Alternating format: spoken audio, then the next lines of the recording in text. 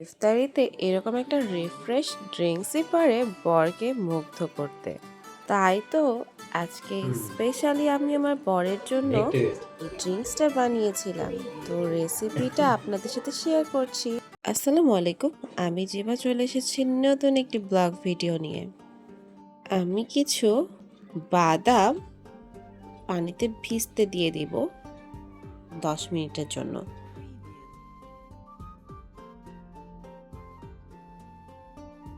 তারপর নিয়ে নিব সাবুদানা। আমি সাবুদানাগুলোকেও ভিজতে দিয়ে দিব 10 মিনিটের জন্য। আমার এই ফ্রেশ ড্রিঙ্কসের মূল ইনগ্রিডিয়েন্টস হলো বাদাম আর সাবুদানা। 10 মিনিট ভেজানোর পর আমি বাদাম আর সাবুগুলোকে মিহি করে ব্লেন্ড করে নিয়েছি। চুলায় পাত্র বসিয়ে দিয়ে আমি দিয়ে দিলাম দুধ। এই ড্রিঙ্কসটা আমি আমাদের দুজনের জন্য মূলত বানিয়েছিলাম, তাই আমার কাছে এই পরিমাণ দুধটাই পারফেক্ট বলে মনে হয়েছে। আপনারা আপনাদের পরিবারের সদস্য অনুযায়ী দুধের ভেরিয়েশন কম বা বেশি করে নিতেই পারেন। আমি কিন্তু একটা ছোট্ট এলাচও দিয়ে আমি দুধটা ফুটে ওঠা পর্যন্ত অপেক্ষা করছিলাম এবং এই পর্যায়ে আমি দিয়ে দিলাম ব্লেন্ড করা সাবু এবং বাদাম।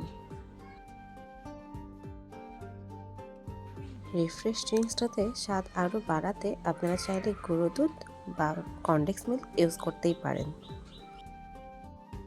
তবে আমি ইউজ করি নাই কারণ এই রিফ্রেশ ড্রিঙ্কসটা আমার জিহানও খাবে।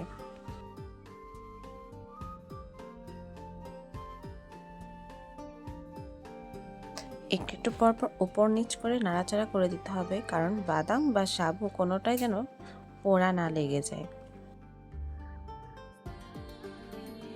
আমি 1 কাপ পরিমাণ চিনি দিয়ে দিয়েছি।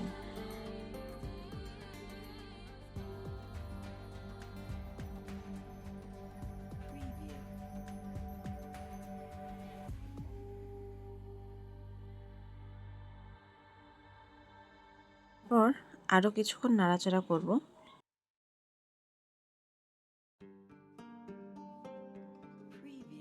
দুধের টেক্সচারটা যখন একটু গাঢ় হয়ে আসবে আমি ঠিক তখনই নামিয়ে নেব।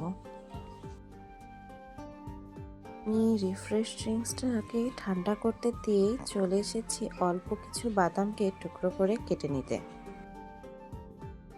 অ্যান্ড দেন টানটানা ready to my welcome drinks.